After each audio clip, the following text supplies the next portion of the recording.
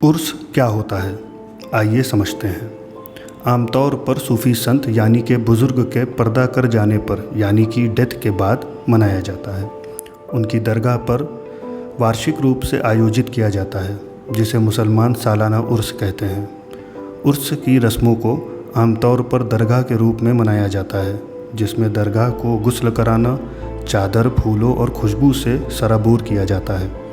Asia के सूफ़ी संत चिश्तिया घराने से ताल्लुक़ रखते हैं, अल्लाह के हबीब होते हैं यानी कि करीब होते हैं। हर धर्म के लोग उनकी ज़ियारत के लिए उर्स मनाते हैं, अपनी अपनी मुरादों मन्नतों को मानते हैं। उर्स में लाखों की तादाद में हर धर्म के लोग शामिल होते हैं। इस साल भी हज़रत मखदूम शाह आला रहमतुल्लाह अलैह 764वां उर्स बड़े ही धूमधाम से मनाया गया। कोरोना काल के 3 साल बाद 764 उर्स में पिछले कई सालों का रिकॉर्ड टूटा। 4 लाख से अधिक लोग उर्स में शामिल हुए। यूँ तो हर मज़हब, हर धर्म के लोग बड़ी तादाद में हर जुमेरात पर हाज़िरी देने के लिए आते हैं। उर्स मुबारक के मौके पर न सिर्फ कानपुर उत्तर प्रदेश से बल्कि पूरे मुल्क से लोग हाज़िरी देने आते हैं। उर्स के मौके पर महफिल मिलादुन नबी और नातिया मुशायरा में जाने माने उलमाए किराम शामिल होते हैं। आइए जानते हैं हज़रत मखदूम शाह आला की ज़िंदगी के बारे में। ईरान मुल्क के शहर ज़ंजान में 21 रमज़ानुल मुबारक 570 हिजरी 1172 ईस्वी में पैदाइश हुई, जिन्हें दुनिया आज हज़रत मखदूम शाह आला के नाम से जानती है। इन्होंने 18 साल की पढ़ाई को 18 महीने में ही पूरा कर इल्म हासिल किया और 18 महीने का वक्त गुजार कर इराक़ मुल्क के बगदाद शहर में मदरसा निज़ामिया में बाकी के 2 साल का वक्त गुजारा।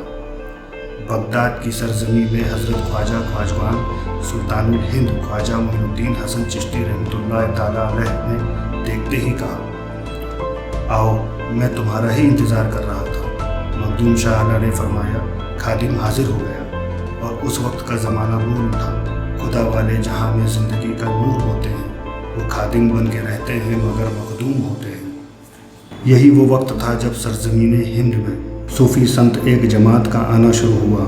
मकसद यहाँ के हुक्मरान राजा को इंसानियत, खुश खल्की और मखलूक दोस्ती लगाने का दर्स पाठ पढ़ाकर खुदा तरसी की राह पर लगाना, जो कि उस वक्त का राजा हुक्मरान जुल्म ज़बर, गुरूर, सरकशी की वजह से धरती की छाती पर एक बोझ और अज़ाब बनकर रह गया था। जुल्म और ज़्यादती, सरकशी की उम्र ज़्यादा लंबी नहीं हुआ करती। राजा का जबर अपनी इंतहा पर था। रियासत में सूफ़ी संत परदेसी अजनबी के लिए कोई जगह न थी। राजा का मानना था किसी भी सूफ़ी संत का साया रियासत में पड़ा तो उसकी रियासत ख़त्म हो जाएगी। इसी वसवसे ख़याल के चलते उसकी रियासत राजा ने कत्ल करने का हुक्म दे रखा था। उस राजा का नाम राजा जाज था, जिसे आज लोग जाजमऊ के नाम से जानते हैं।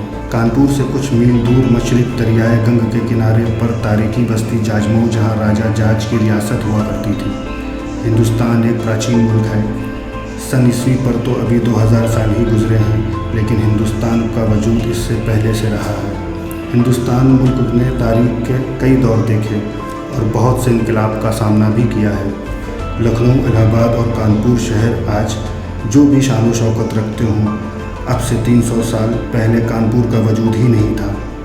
कौशाम्बी, इलाहाबाद, जिसे आज लोग प्रयागराज कहते हैं, और जाजमऊ यहाँ की प्राचीन बस्तियों में शुमार है।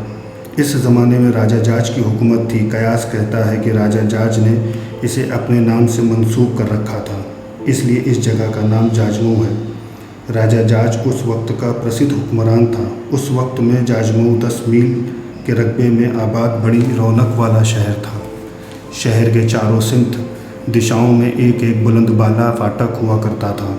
शहर के अंदर शाही महलात के अलावा एक बहुत ही मजबूत और भव्य किला भी मौजूद था।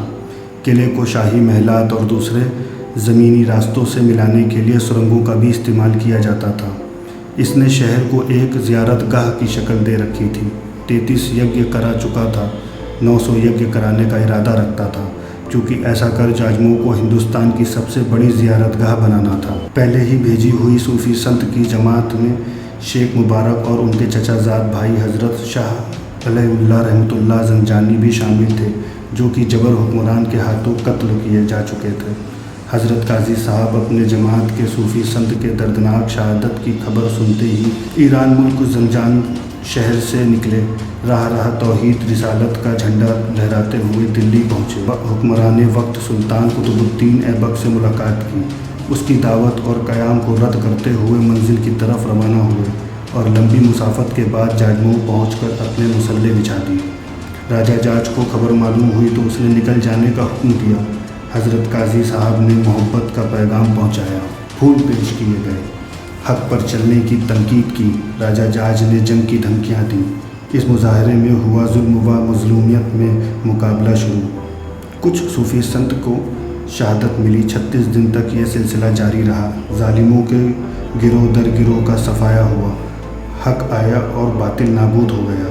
حضرت قاضی صاحب نے آخری فتح کے لیے شہزادے کو بلایا گیا اور حضرت مخدوم کو جاجموں پہنچنے کی دعوت دی گئی۔ حضرت قاضی سراج الدین اپنے 3 صاحبزادے قاضی قیام الدین، قاضی ضیاء الدین اور حضرت مخدوم شاہ اعلیٰ اور مولانا خواجگی، اس طرح یہ پورا گھرانہ زنجان سے ہندوستان آیا۔ حضرت مخدوم شاہ اعلیٰ کے بھائیوں نے اہم دینی اصلاح کارنامے انجام دیے۔ مولانا خواجگی کو کالپی کی ولایت عطا کی گئی اور حضرت مخدوم شاہ اعلیٰ رونق افروز جاجموں ہوئے۔ اس وقت قاضی علیہ الرحمہ صاحب فراز تھے، جس کی وجہ سے 4 دنوں کے لیے جنگ موقوف تھی۔ دیار جاجموں کا نصیب جاگ اٹھا ہے عروج جو مخدوم شاہ اعلیٰ کا۔ حق و باطل کے بیچ کی جنگ شروع ہوئی اور دشمن کے پرے صاف ہونے لگے۔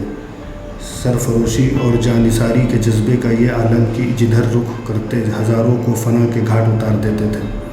اللہ اکبر کا نعرہ بلند فرماتے تو چہرہ مبارک آفتاب چاند جیسے چمکنے لگتا، جو بھی دیکھتا بے خود ہو کر تڑپنے لگتا، ہلکا بگوش ہو کر قدم بوسی کے لیے بےتاب ہو جاتا تھا۔ کافر ہو تو شمشیر پہ کرتا ہے بھروسہ، مومن ہو تو بے تیغ بھی لڑتا ہے سپاہی۔ حضرت مخدوم اور ان کے ساتھی تعداد میں کم سہی مگر اللہ کے شیر، دوسری طرف دشمن جاج کے پیکر سپاہیوں کا ایک گھنا جنگل، 1 مہینے سے زیادہ عرصے تک جنگ جاری رہی۔ حضرت مخدوم دیوار قلعہ تک پہنچتے ہیں اور اللہ اکبر کا نعرہ لگاتے ہوئے قلعے کو اٹھا کر پلٹ دیتے ہیں، اور اس طرح شعبان المعظم ہندی تاریخ کے انوسار ہولی کے دن مغرور سرکش خدا کے قانون کا باغی راجہ اپنے لشکر کے ساتھ نیست و نابود ہو جاتا ہے۔ جاجموں سے دلی تک امن و امان کی ہوا چلی۔ سلطان دلی کی طرف سے محبت، تحفے اور جانے کیا کیا نذرانے کے طور پر ملتا ہے۔ قضا کے عہدے قاضی قیام الدین اور قاضی ضیاء الدین کے حوالے کیے، زر اور مال غریبوں میں بانٹ کر تقسیم کر دیا۔ جاجموں فتح کو 5 دن گزر چکے تھے۔